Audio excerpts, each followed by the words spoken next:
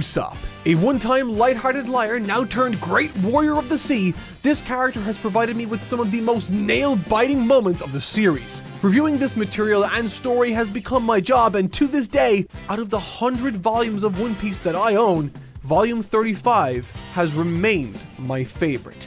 And it is such because it features what I believe to be the very best fight in the entire series. Usopp versus Luffy. To say that I've read through this fight countless times does a disservice to counting.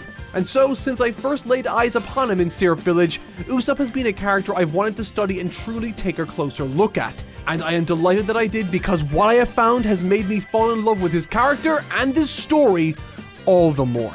Usopp may be fearful, deceitful, insecure, and very neurotic, but he is also one of the most exciting characters in the entire series to follow, both in action and in dialogue. And that, I assure you, is no lie. お前たちは俺が導く。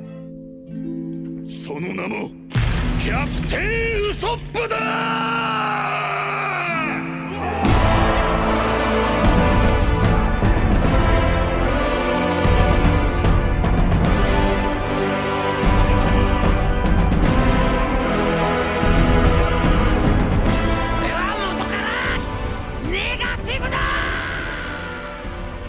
In comics and manga, there are a variety of different ways to present dialogue. Speech bubbles are the most common for dialogue spoken out loud. However, I'd like to take a moment to talk about something called inner dialogue. Often depicted using thought bubbles, these are a means of communicating to the reader visually that a particular person is thinking dialogue rather than speaking it out for all to hear. And interestingly, unlike the vast majority of characters in existence, let alone One Piece, Luffy doesn't really have internal dialogue. Hey, お前ら! お嬢様を襲うな! 誰だ? 何か聞こえたかね? なんのことだろ? 俺今ここ全部聞いた! This observation speaks to the sort of character Luffy is. As I outlined in the Luffy video, action is what defines his character, and Luffy embodies that principle. And so, his lack of thought bubbles is an extension of that very principle. He does not hide anything. Within the context of the broader story, this complements a number of elements, perhaps none more so in Syrup Village than the character of Usopp.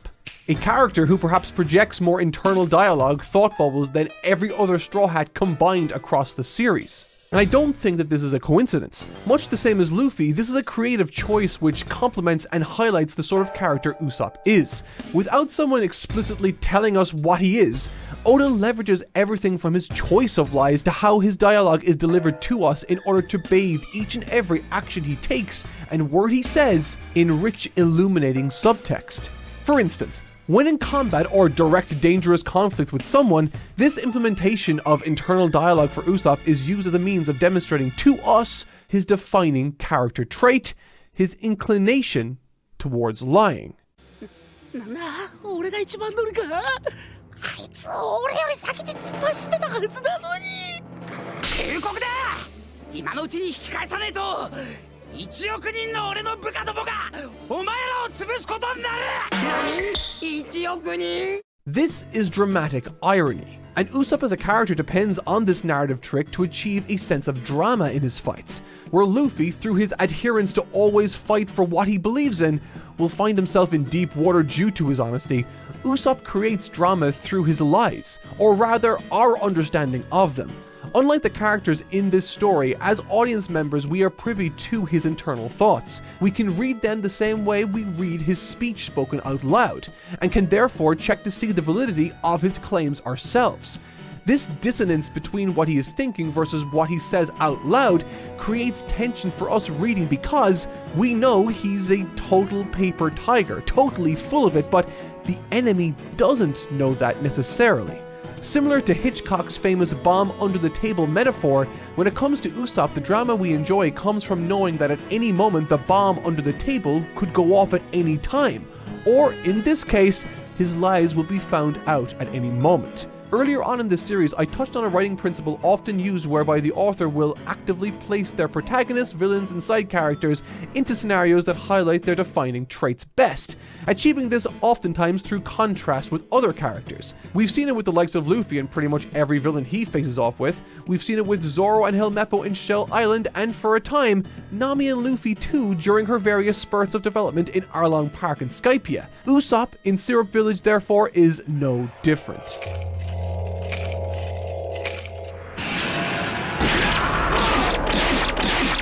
As the main antagonist of this arc, Captain Kuro is narratively tailored to contrast with Usopp exceptionally well. He compliments Luffy during their fight, yes, but it's clear he's designed for Usopp specifically to be compared to, and he is. The narrative of Syrup Village establishes Usopp's deceitful pattern of behavior right away, with his very name being a pun on Uso, meaning lie in Japanese, and his nose an obvious visual reference to Pinocchio. His design screams liar, however, soon we come to appreciate that his lies have an emotional core to them, one nestled in the past with his late mother and his absentee father. And through that we learn that in the present day, his lies offer a designed and tailored comfort to one of the only people who like him on the island, Kaya. We learn that she treats his stories as just that, stories. Fascinating fictions to help her have fun and feel better when she's ill. Through understanding this, we can see that Usopp is harmless and in some select cases, righteous. Hyper aware of his own shortcomings when set alongside others, his mouth and mind have always been his first port of call, and yet, despite this certainty of his own lack of ability, he always tries to intervene on behalf of those he cares about, no matter how scared he might justifiably be. This is all to say that Usopp generally lies for good or neutral reasons. He's passionate about his dreams despite his fears, and he protects his friends despite his weaknesses. And when you look at Captain Kuro then as a figure of contrast to Usopp, suddenly the intelligent design of Oda starts to become apparent.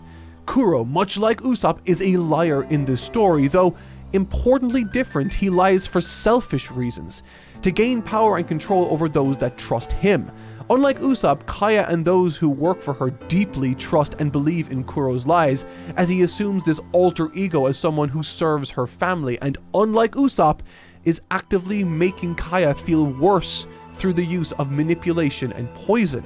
Furthermore, unlike Usopp, who clings onto his dream of becoming one day a great warrior of the sea, despite his present circumstances, Kuro has already given up on his life once before, starting anew and in the process openly demonstrating that he'd never step in to fight for anyone other than himself, explicitly killing a number of his own subordinates with his own signature ability. He is the perfect foil for a character like Usopp, and yet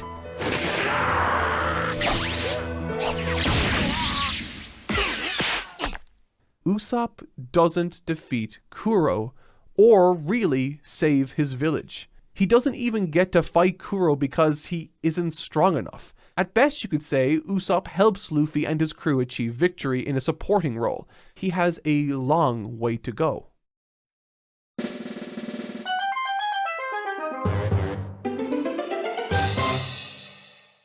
Luffy, これは一体何じゃ？海賊王の宝だ。中身は俺も知らねえ。なんだこれ。ルフィ、これは。Cerveza cristal. Cerveza cristal.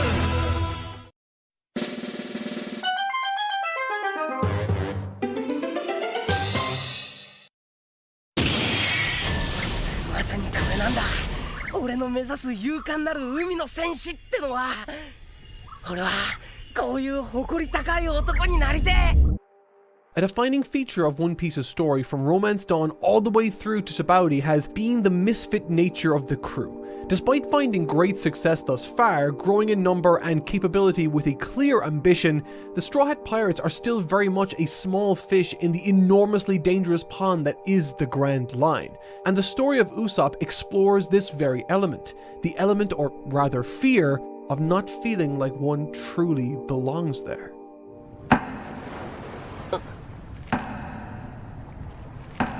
Upon my first read-through of the manga, this was a scene that quite literally left me guessing as to what its significance was to the story. I had literally no idea what to make of it. Since leaving Syrup Village, I thought the Going Merry had been an analogue of some description for the crew it carried. A friendly-looking vessel that's trying its best to navigate these turbulent seas. But I was only half right. And by the time we arrived in Water 7, now barely afloat on a struggling Going Merry, the truth is actually revealed. Merry isn't an analogue for the crew, she's an analogue for Usopp.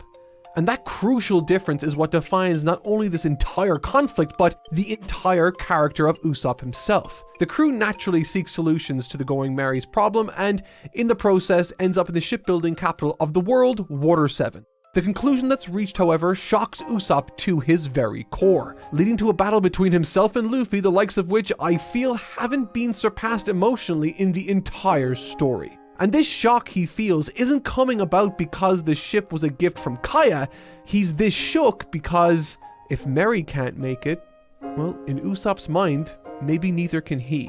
If Merry can be given up on, then maybe he's next. And so, for the first time in the series, instead of avoiding direct physical confrontation with someone clearly stronger than he is, Usopp extends a challenge to the authority of his own captain, issuing a duel for the fate of their crew and Merry itself. The fight demonstrates an Usopp unlike any we've seen before, one armed with extremely clever strategy and failsafes. What helps this fight and Usopp feel both threatening and imposing is that the entire fight is told from the point of view of Luffy. Normally in the heat of a battle, we are privy to Usopp's inner thoughts, his insecurities and his doubts, but because he's an enemy of Luffy, we don't see that self-talk, those thought bubbles. We only see what outwardly shows on the surface, and that's an incredibly effective warrior with conviction. Misdirecting Luffy's straightforward approach with blindsiding attacks. With the future of the crew hanging in the balance, we know that Usopp is only motivated to act out this way due to his insecurities and sense of inadequacy. But the brilliance of Oda framing this scene in this way through the point of Luffy is that it frees us from what's going on in Usopp's mind.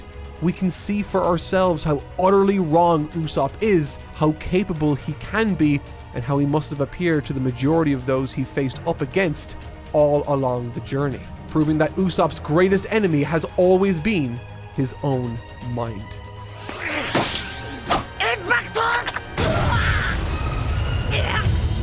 Like Merry, Usopp is a holdover from Syrup Village struggling to stay afloat in the real world of the Grand Line.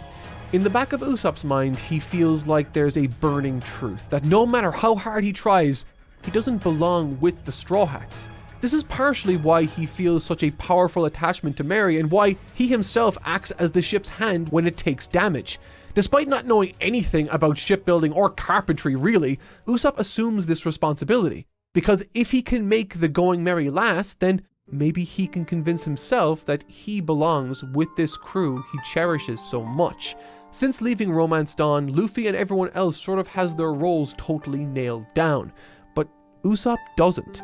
He's not really a fighter, despite being dragged into them very often. He's not a chef, navigator, doctor, musician, or strategist. He's not even a visionary. He's helped with the armaments, sure, sort of, though I'm not sure if that defines him really. He's taken it upon himself to be the ship's carpenter and repairman in the absence of someone who actually knows what they're doing. This is all to say that while Usopp is certainly contributing greatly in his own way, he's not the best in any of these areas like the others are in their respective fields of interest. And the problem is, Usopp recognizes that. And because Merry isn't the best ship and Merry's best isn't enough to stay in the crew, then he fears the same is true for him, and he just snaps.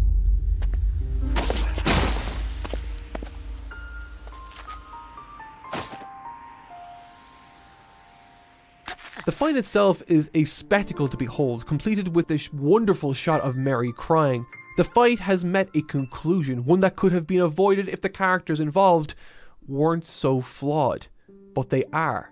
Luffy knows it, Zoro knows it, Nami definitely knows it, and most of all, Usopp knows it. There's a beautifully revealing scene shared between Usopp and Frankie later, where Usopp admits that he already knew the Going Merry was done for and left the crew anyway. It was never really about the ship, just what it represented. A crushing sense of inferiority. and this can be seen long before Water 7. You see it in the first encounter Usopp has with the group in Syrup Village, and every other time he boasts or puffs out his chest after then. But if this was all there was to Usopp, then he wouldn't be one of the most inspirational characters in the story. There is in fact more to him, much more. While a deep and personal part of his character, the insecurities are but a result of his deep love and appreciation for his friends and crew. And with that as a foundation, there's no wonder why a certain persona made himself known to the world. Sogeking!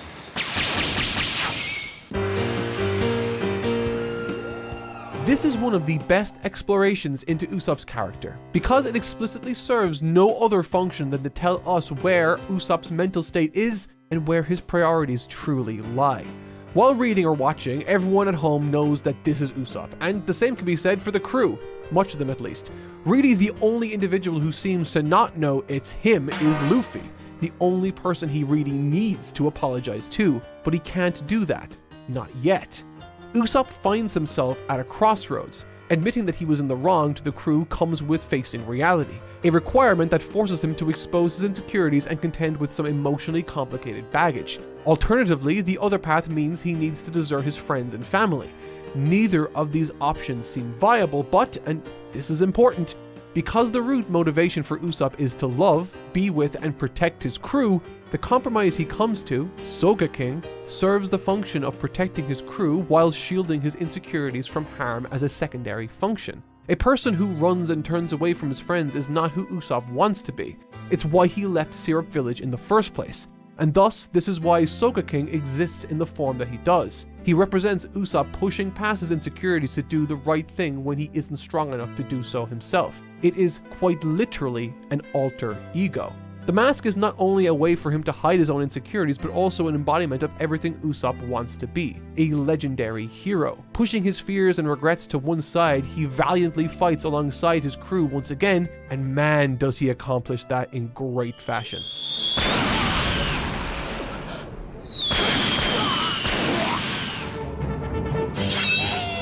This is how Usopp decides to fight in Enies Lobby, as a vital support player during the several fights that make up this rescue mission. But perhaps the most revealing comes about during this quiet moment where he's left behind. And just like dozens of times before, his inner thoughts bubble to the surface once again. Unlike the Luffy fight earlier, we're once again granted permission to view his internal struggle as a reader, a fight for control between his fear and his virtue. Should he run away now? The crew's already after moving on without him. His mind is giving him every chance he has to leave, but he doesn't. Instead, he corrects himself and says, "You hid your identity so you could come along. I must fight no matter what." This is who Usopp truly is. Characters like him are defined not by their skills, but by their ability to face the terror of their own minds and still press forward to do the right thing anyway. The conversation with Oimo, one of the defeated giants, it serves as a tiny demonstration of how Usopp, just by being himself, with everything he has seen and experienced on this journey, brings hope to this world. Inspiring others to stand up and fight alongside him like a true warrior of the seas. Alongside these demigod-like warriors in his crew, Usopp brings a modest humanity to the picture that people can really appreciate and reach. A humanity that defines him, and one that shines through the mask eventually for all to see.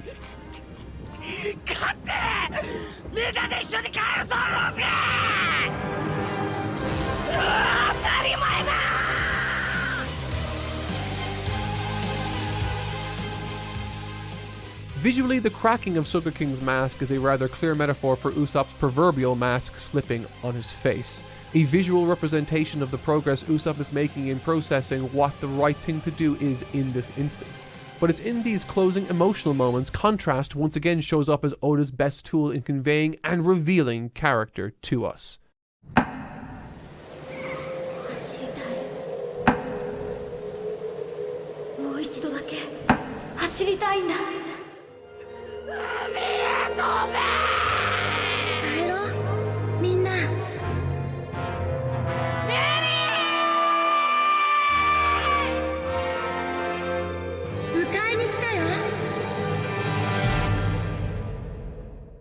A point I made towards the beginning of Water 7 was that Usopp felt inferior to the rest of his crew, and due to this felt a kinship with the Going Merry as two entities trying their best to survive in these insanely dangerous waters. The Going Merry came into their lives because of Usopp's connection with Kaya. Sogeking came to their rescue because of his love for his crew. But now, with both the mask and the Going Merry having shattered to pieces, Usopp, the man responsible for both of these things, is all that remains. And what we can appreciate is, Usopp was never a character that needed to be great at one specific thing like all the others are. His magic stems from his courage and desire to contribute in whatever way he can. I mean, he became Zoro's sword in this fight, for God's sake. All throughout this journey, Usopp has filled whatever gap manifested in the crew that required filling. They don't have a shipwright? Well, Usopp can handle it for now. Nami needs a weapon? Usopp can handle that for now. Zoro needs a sword? I guess that's a job for Usopp. It seems no matter the circumstance, Usopp is consistently the single greatest support player the series has ever seen, and that, my friends, is an intentional design choice. 俺は狙撃手援護が花道人知れず敵を撃ち抜き仲間を守る And with his friends now sailing away without him, Usopp is left to wonder what more he has to do. Similar to the reflex he has to sensationalize and embellish, here Usopp blusters with his chest puffed out in the hopes that the crew will allow him to rejoin without so much as a hiccup. This of course cannot happen, at least not when Zoro is keeping a close eye on the choices being made by Luffy. Usopp knows he's done wrong, he's learned as much thanks to Frankie, so when pushed, with tears rolling down his face, he finally explodes with an apology at the last possible moment. Slingshotting Luffy to his side once more, Usopp is enough. It's a beautiful story, but it's not over yet.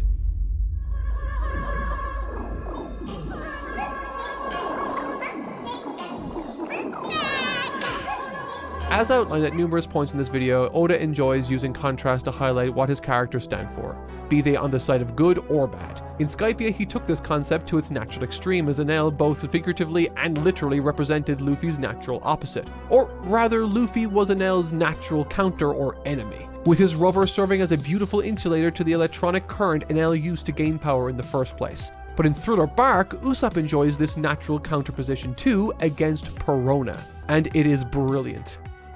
4倍のネガティブ攻撃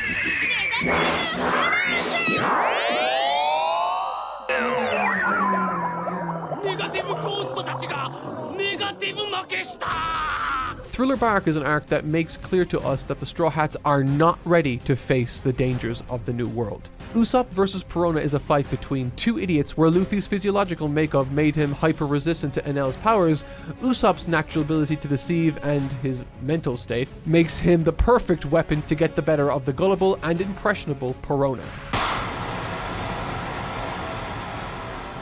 With that said, despite this decisive victory to add to Usopp's modest collection, what this fight also highlights is just how far away Usopp is from his ideal.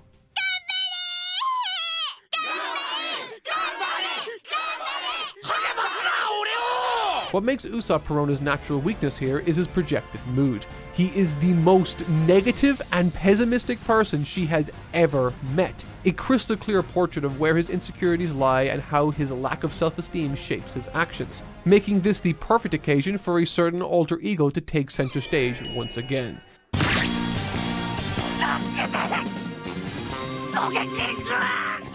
As Perona turns the tables in the fight before the finish, Usopp, still feeling down, uses the Sogeking persona to help himself become the person he wants to be. He's a brave warrior of the sea, and one that vanquishes Perona in the most hilarious of fashions. But like I said, if she hadn't been this particular opponent during this arc, the story would have been so very different. Though, through this light-hearted encounter that grants Usopp an epic W, Oda tricks us, not unlike Usopp would, into thinking that the crew is ready to face stronger opponents like the CP9, Moria, and beyond. But nothing could be further from the truth.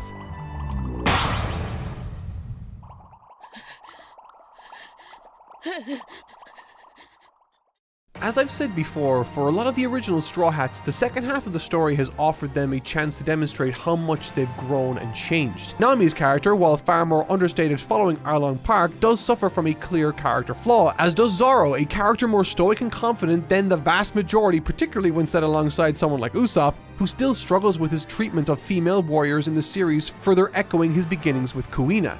While this is all certainly true, what sets Usopp apart in my mind from everyone else is how overtly explicit all of his flaws are.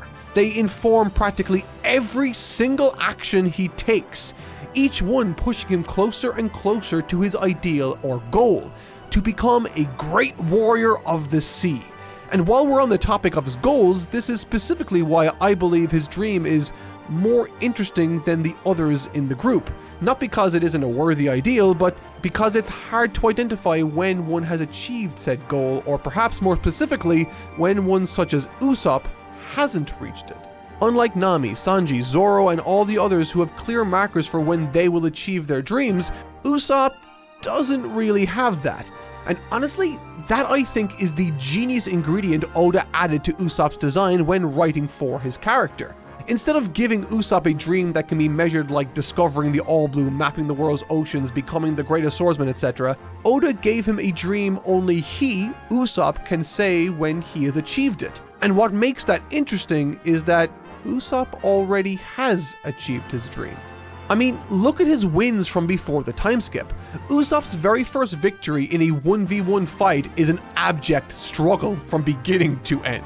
One where he narrowly survived and did so while relying on the skills that helped him survive all this time. His willingness to lie and deceive. Albeit humorous, it's a clear sign that he has a long, long way to go. And this pattern follows across the entire pre-time skip material. Much like in Arlong Park, Usopp deceives Mr. 4 and by proxy Mole Lady indirectly. He deceives Perona, as I demonstrated earlier, in hilarious fashion in Thriller Bark. Oh, and this might not have even been a win for Usopp necessarily, but his altercation with Luffy in Water 7 demonstrated an indirect approach that hinged on misdirection. One that was designed to blindside Luffy in order to get the drop on him. All of these interactions share that same approach. However, if we look at the post-time skip section of this story, his first outing on Fishman Island sees him totally obliterate his opponent. The same goes for Sugar. Their first confrontation was a total accident admittedly, but the second attempt, through the awakening of his own haki, he definitely secures the victory again thanks entirely to his own abilities. It is an astounding moment for Usopp and one that shows just how far he's come as a great warrior of the sea. I spoke openly earlier about how self-conscious and insecure Usopp was in Water 7, which led to the actions he ultimately took. But in truth, this insecurity has been around since the very first arc he was introduced. Every single time he does something semi-competent, he looks for acknowledgement from somebody, routinely lying to embellish the already impressiveness of his accomplishments, simply because he doesn't feel worthy of praise as he truly is. But that element of his personality starts to change, and at this moment, it's explicit.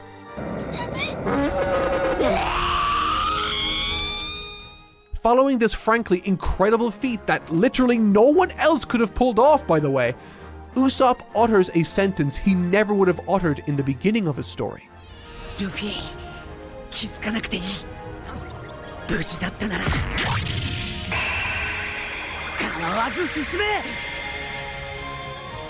Unbeknownst to Usopp, in this moment, he has truly demonstrated a level of growth far greater than that which he demonstrated in Fishman Island. This is what true security in one's own skin looks like.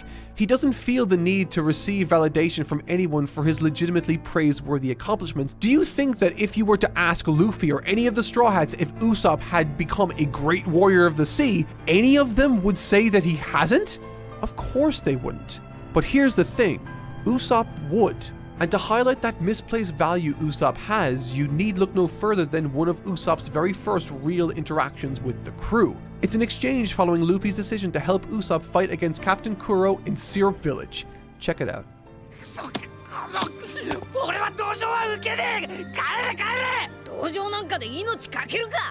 Who would risk their life out of pity? To Usopp, appearances matter. He has this misplaced vision of what he believes a great warrior of the sea to be, and it's that immaturity, that insecurity that blinds him to reality and the astounding growth he's enjoyed as a character to date.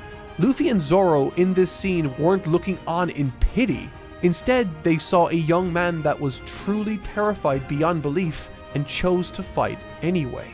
They were acknowledging how brave Usopp was, and in that moment, by choosing to fight, he was far more courageous than either of them, and they knew it. That's the beauty of this character. Usopp's ultimate goal and dream of becoming a great warrior of the sea can really only be achieved once he accepts that he's a capable and valuable member of the crew himself. In other words, overcoming this flaw he has, this sense of inferiority and finding comfort and contentment in his own achievements, is the key to him successfully achieving his dream now. He has the skills, he has the adventures to talk about, he has the accomplishments to boast about. But ironically, Usopp, the sniper who could see the impossible from miles away, cannot see this about himself. It's a fascinating design for a character, narratively speaking, and no doubt has aided him in becoming one of the most popular characters in the entire series. And that's the video. If you guys want sneak previews and early access to upcoming videos before they release on YouTube, consider supporting us on Patreon. It helps a ton. And the next one is Sanji, so if you don't want to miss that, consider subscribing and hitting the bell icon down below. Once again, thank you so much for watching, and I'll catch you guys next time.